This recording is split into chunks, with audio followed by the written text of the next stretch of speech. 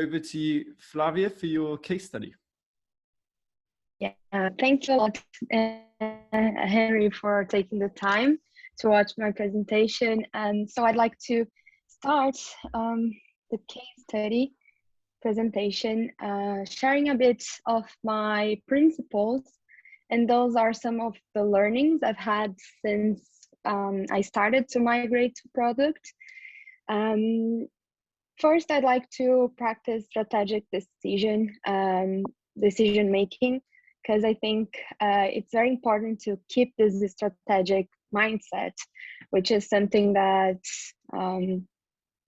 we can always keep improving, you know, and it's like an exercise. It's like creativity.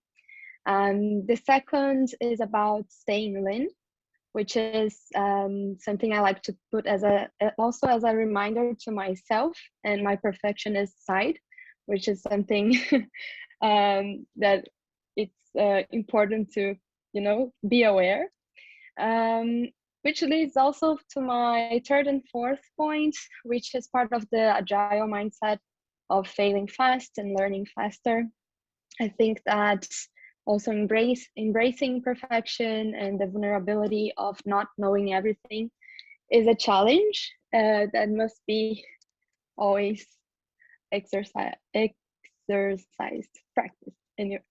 And then focus. I always like to focus on solutions instead of problems, and so put the energy on finding the solution. I think it's, as one speaks for itself.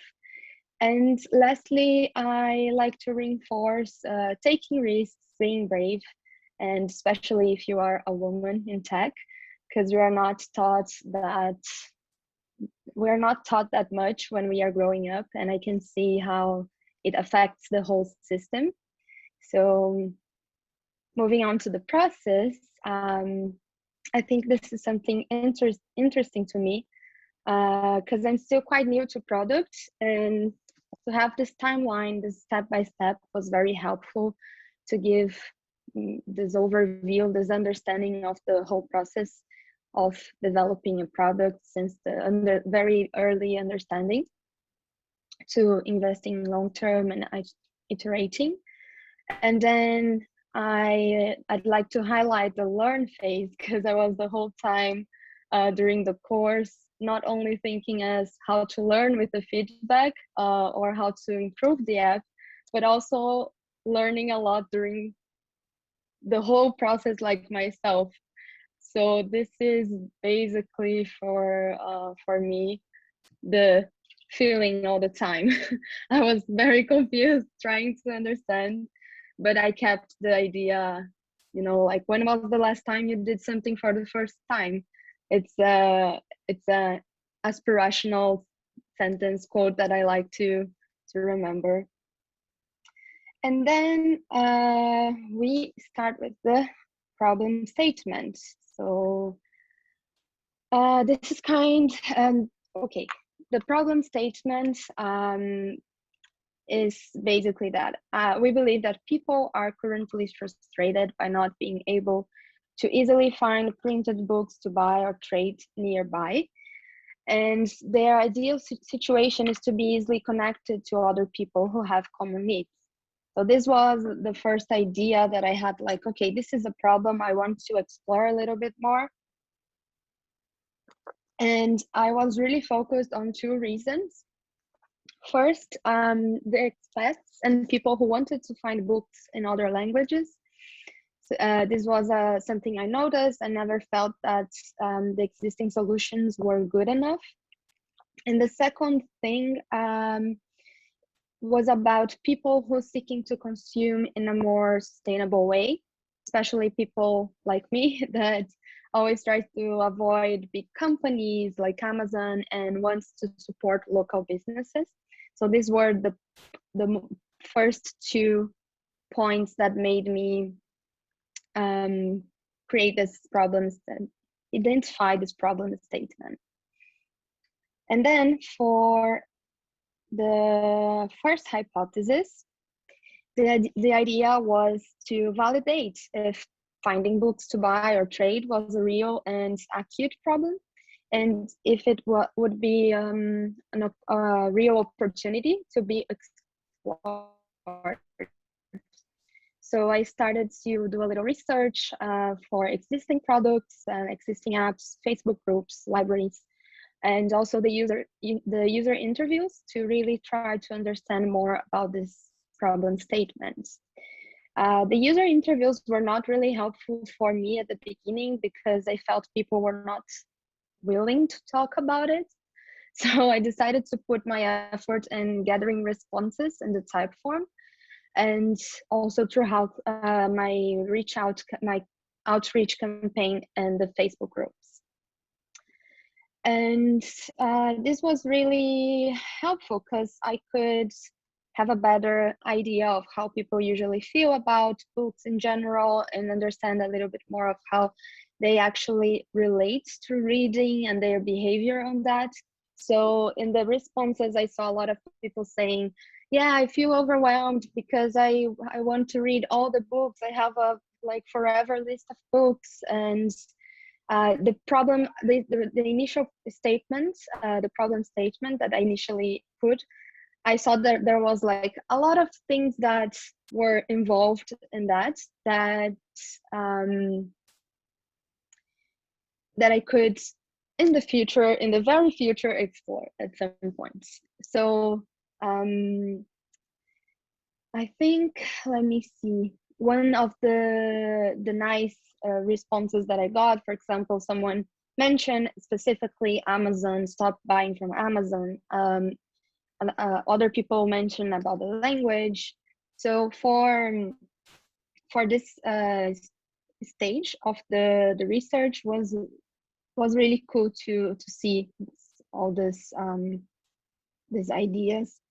And then moving to the second hypothesis, and now that this problem was initially validated at some point, I moved to understand how it would be possible to attract that niche with a compelling offer. So the minimal viable offer as something that, is it really something that people want to engage, people want to use? And for the MVO, the statement was, we help people to easily find, buy, and trade books nearby.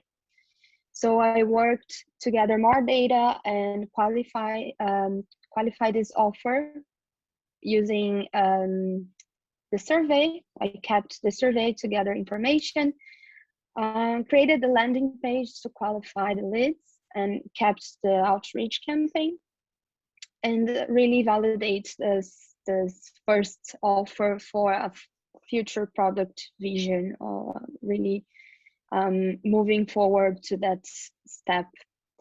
Oh, and then here the landing page, the response rate.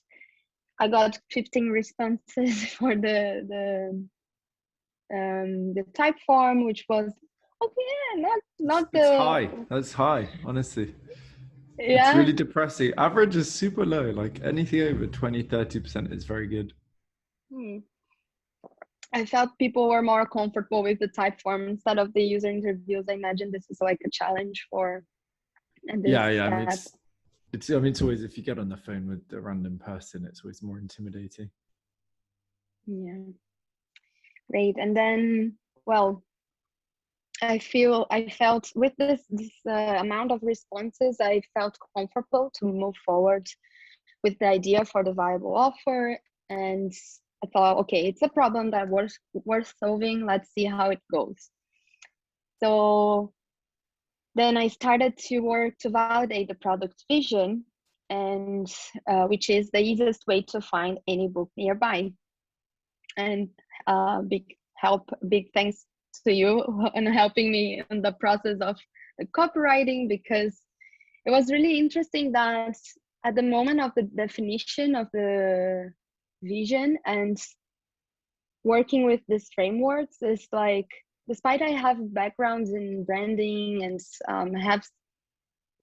I'm kind of used with some frameworks, it was really looking to the problem for like from a different point of view. It's much more like focused on the products and like finding the how like being much more like assertive with that, with the approach, and not so, you know, like defining the hero story. It was really useful to know how to really tie this product vision. So it was challenging and really nice. And another thing I wanted to, oh yeah, I made a note of like, it's always a little difficult to express our feelings and the things that we want to say in words. So it was a great exercise for the frameworks. And then moving forward to the hypothesis 3, the challenge was to validate if the specific solution would resonate within the niche. So once with the product vision, I moved on with the product vision state defined. I moved to create customer journey map, build the no-code prototype with Bubble, and the video of showing the demo.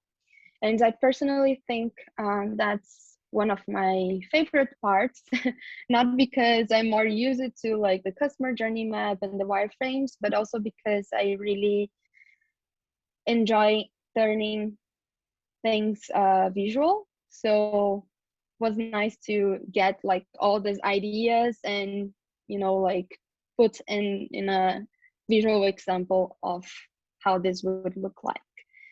So I worked on defining the customer journey. I wanted for the application, the app, and the wireframes as well. Special notes to the gold star the teacher gave me about the customer journey. And then for the fourth the no-code prototype that we built on Bubble.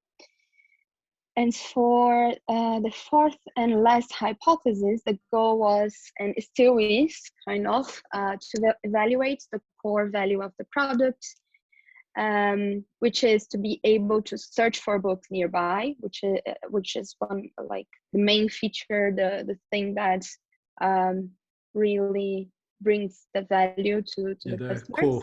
The core value, we call it. The core value. And also better understand and analyze how potential customers would use it. I'm sorry, I think it's my Slack. Can you hear it? The sound? No. No? Okay. So although like I built the fully functional app and I onboarded a first cohort of beta testers, it was like 2%. I'd say that the amount of feedback I gathered until the moment is not enough for a next iteration. So I still didn't work in the second version of the app. I'm hoping to keep the tests and onboard more cohorts to really practice this phase of iteration, this whole process, because I think that's a very important step for me as product manager. But here, I'll quickly show the demo of the prototype. So I built some opening screens, and then user can land in a discover page. They can search for books and then see a page for each one of the books. They can see profiles like of people that have this book, and they can request to trade or to buy. And then they can also manage a wish list, so books that they can save for later, or they want to trade, or they want just like to read at some point. They can also send messages to the owner of the books, and also receive messages if they have any book. to donate or to sell or to trade. And then they have like they have the hunts, which is kind of personal library where they can add the new book that they have to trade or to sell, and they can get requests for trading books. Like if someone is interested in their book, in my book, for example, then I get the request of trading it. So that's the very basic demo for the prototype. And then moving forward to the product market fit engine, I couldn't create like a word cloud because I still don't have so many responses, but that's fine. Yeah, but I could talking to like the beta tester, I could understand a little bit what she thought was cool and what could be better. So for example, things to keep doing, the find search by location is indeed the core value. So something very nice about the app. The connection direct to people, to chat, was something that she mentioned about dribbling the Facebook Messenger or other personal messaging apps. So when you want, for example, from Marketplace on Facebook or Facebook group, you have to message someone. It's your personal social media. So people not always want to have like a phone number or social media. They don't want to exchange information. So this was something nice about the app. And as things to improve, was mentioned to have more categories to filter by, because really there's a huge amount of books, and being able to segment during the search would be something important. As in, for example, there is the genre of the books, but there is also other information that could be included to help this filtering. For book recommendations, this is something that really touches the behavioral point of Netflix that I mentioned with you in one of our calls, I think. As in, there's a lot of recommendations out there, and there are several ways of getting them, but I believe there is this big thing about making choices, sticking to those choices, and when you have a lot of options, then what should I read first, or what I want to read first. So there's more book recommendations. I think it's something to be explored, but not sure how. And lastly, this organized wish list, as for example, in folders, or books I want to read, or fiction books, or other formats of organizing the wish list. This would, I think the organizing wish lists would be something that I would implement in the next iteration, because I really think this could be a feature that would help with engagement, despite the core value is like trade and searching books. I think it's a way of engaging people to enter in the app and just use, because they will have their favorites there. So I would bring like this Pinterest idea where you can keep your favorites and save things and track books you'd like to read later.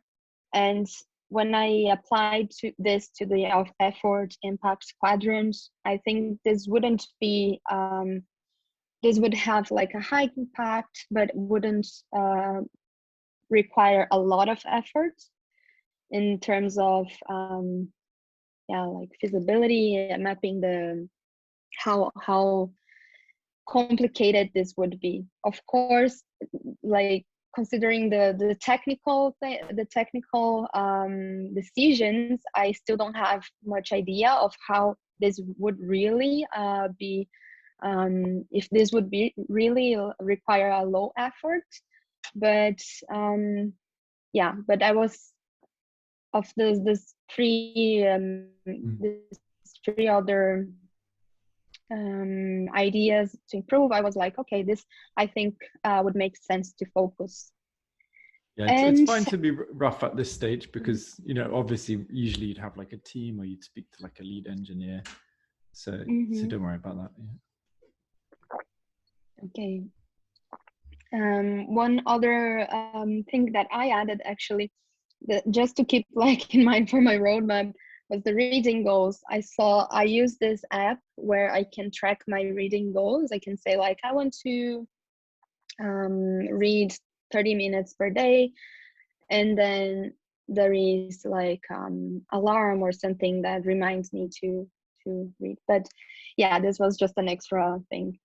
So yeah, there's a lot of jobs to be done. I want to run new user tests and gather more substantial feedback to support my analysis, and also to be able to have like material to make decisions, you know.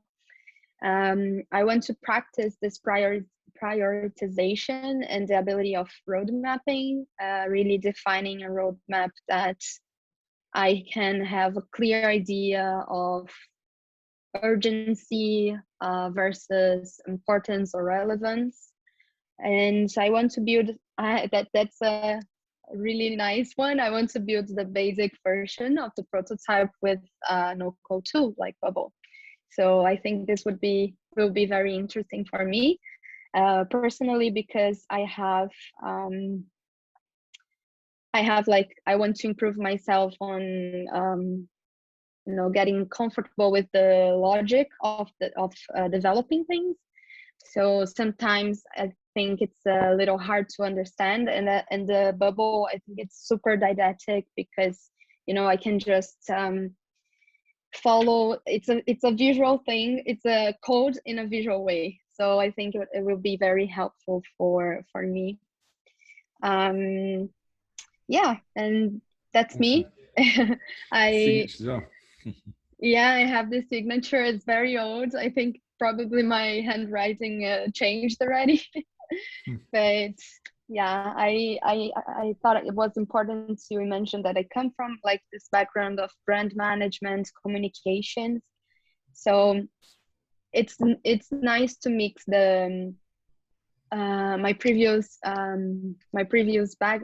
experience, but it's also like super new everything. So sometimes I am seeing like with a different eyes, and I have to switch mode, you know. No, now I have to be much more like focused, much more lean. It's okay to make mistakes. Yeah, and yeah, that's it. Awesome. Thank you. Great, really nice presentation. Cool. I'm going to go through just some quick like bullet points on points from the case study, and then just some like general feedback and you know, a couple of things that I think make sense to work on moving forward. Okay. So on the case study, the principle, I really liked your principles. I thought it was great that you mentioned strategy, because it's everything comes back to product strategy, right? It's the thing that really gives concrete direction. I liked things, these more personal things like embracing imperfection. That's clearly like a good personal learning that you've had coming from like a UX and branding background, which is great. It's so important. And good that you realize the strategy is this muscle that needs building, right? I think it's really, really good.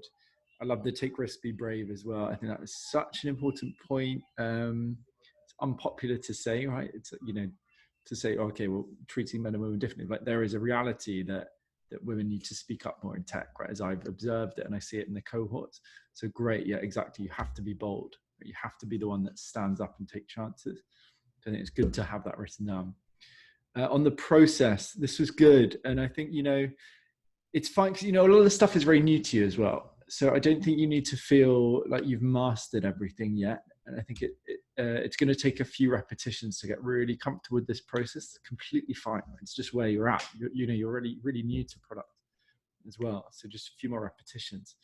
The problem I thought was excellent. I think it's really clear and specific now. And I like the specificity with like the printed books, nearby, buying or trading. Yeah, it makes sense to have both of those verbs, for example. The hypothesis one, this is only thing that I felt was a little bit unclear, or it was just a wording thing, right? Is that printed books? So you need a verb so that a desire to buy printed books, to buy or trade printed books, to a desire or a need or a want to. Okay. And the reason why I'm picking up on that is it's a small thing, but imagine if you're presenting this internally, as with the problem statement, these are so important, right? These one key sentences. It's just it's a language thing, but I'm always going to push you to do the best with everything. Yeah, everything else there was very clear. The visualization, the next slide, it was excellent, because it's not clear, right? If you just show these Excel screenshots and you've done a really good summary, and it's so important because people are not going to take that much away from a presentation. So again, if you want to share, let's say, your high-level learnings to stakeholders, this is exactly how to do it. Right? Just some high-level thing. They're going to remember these few stories to reinforce the point you're making. On the ideal scenario, this is a really interesting one and ties into what I'll talk about strategy at the end. Is it about connection, or is it about ease or saving money or even making money, for example? I feel like that's something that would need to be validated a bit more. Are people looking for human connection, or is it really about sorry, I think it was on the problem slide actually, but is it just about wanting to easily trade books? So I think that would be something to look into, because you want to be so careful about not trying to do too many things. You don't want to be a social media app, or it's either we're a social media app, or we're just a simple marketplace. Maybe later you stack value. Right? You need to be crystal clear on the one thing, the one ideal outcome. Seems to me it's about quick, easy books. The hypothesis. Sorry, just comment on that. I kind of stepped out a little bit because I saw that there was a lot of apps in the market that already do this recommendation tracking, and maybe people that really like books, they already use some of them. They have like this. So I was trying to find the blue ocean in that. Okay. Yeah, it might just be I think it's just the ease. It's it's still not easy to get, but either you go to a local bookstore, which is quite easy, but you don't know what you get, or you use Amazon. So anyway, point is there's something there you don't need to add something new and exciting. Sorry, give me 1 second. No problem. We've got. Okay, so back to the hypothesis. So sorry, hypothesis 2. I like this mix of like the find, buy, and trade. I think you might find that trading is like the initial piece of value. Maybe further down the road, later, you might, for example, when it looks at generating revenue, you might stack the buy option in, for example. So it might just be, maybe you could simplify to find and trade. This would be the kind of strategic decision you'd make as a team, actually. But generally very good. The MVO, as I said, the response rate is high. You also had a lot of hits on that page, which is good. It's a good sign, right? 66 views. A lot of those will be repeats as well. So the completion rate is probably higher than you think. But 37% is a good completion rate. People are bothered to put the time in to fill in a survey, which is super boring, right? It's a good sign. It's the kind of thing when I talk about signal amongst the noise, it's a good signal. Right? It's not an exact science to, if it's over 30% or not. You get a rough idea if, more than a couple of people are interested. It's a very good sign.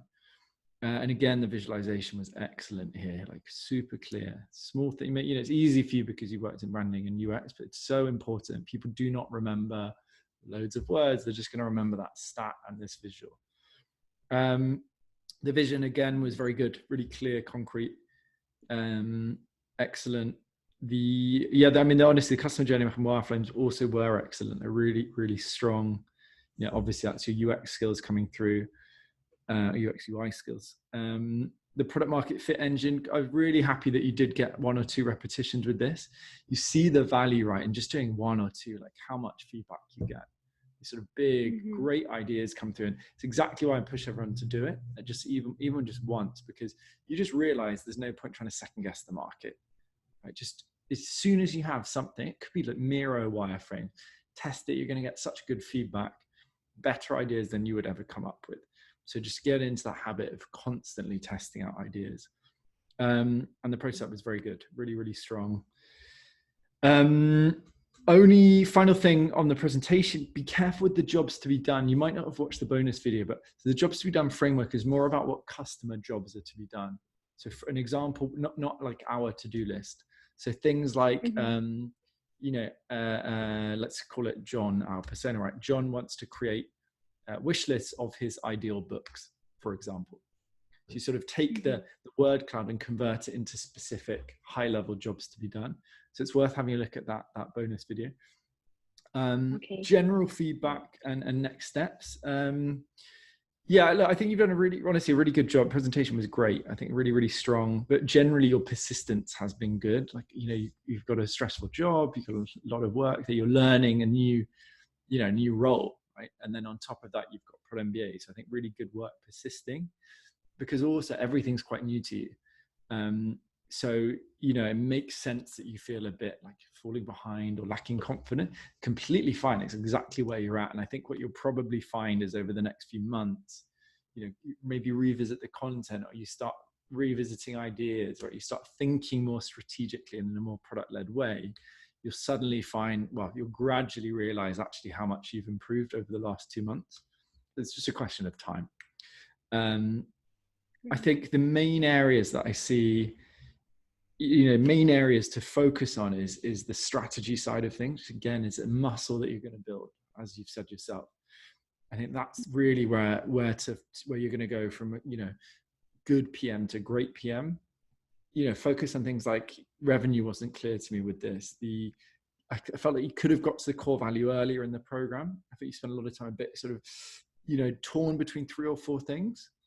And however you did start to do it, you're talking about the wish list, for example, you would talk about that in a strategic way of like, think like a chessboard, right? What's the value, not just for the customer, but for the business as well in terms of retention. So that was very strong. It's exactly the kind of thing, again, it's just going to take time. You just gradually be going to become more and more strategic, and just more, it takes a lot of repetitions, right? Like I've done 9 years in startup, we do a lot of this stuff. Yeah, experience and exactly. But you've got the foundation now, and you're starting, again, the wish list shows me signs that you're starting to think strategically, as does the product you've been working on. So you're getting that. It's just more experience.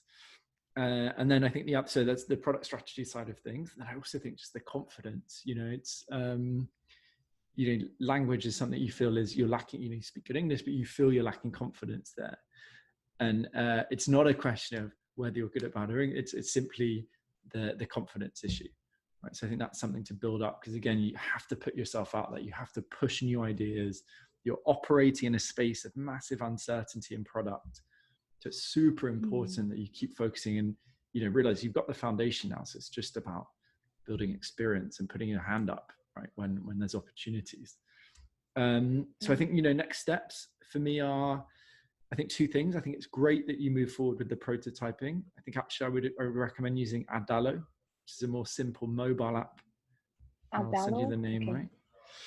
More simple mobile app. Mobile no-code application builder.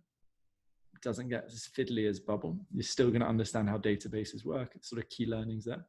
I think the second thing is revisit the content. We're doing a big re-release in middle of June.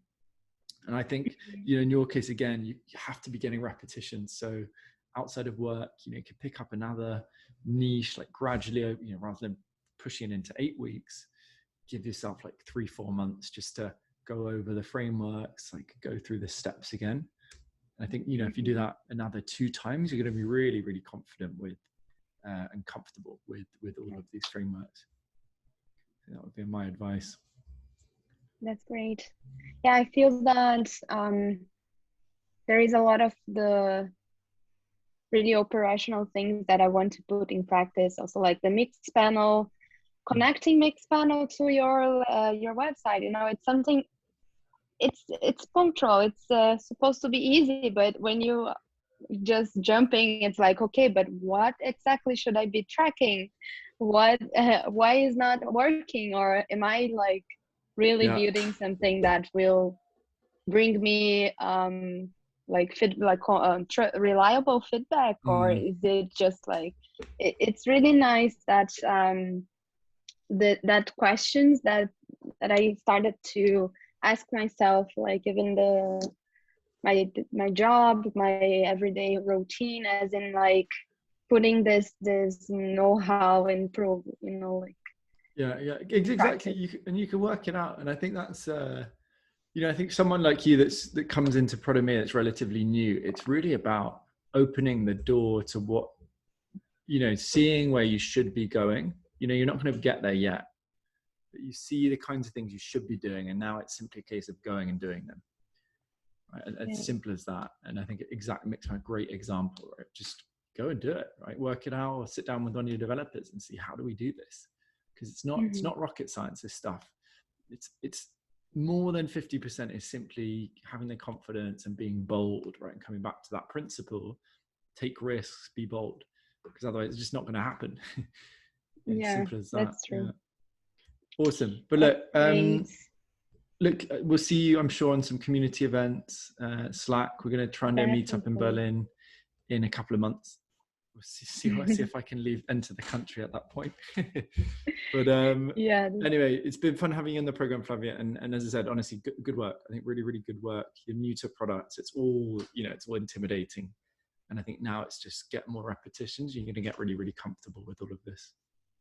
that's great. Thank you, Henry. I really had a lot of fun, and it gave me, you know, a great great idea of next steps. And for me, that's really Good. helpful. Yeah, it was amazing.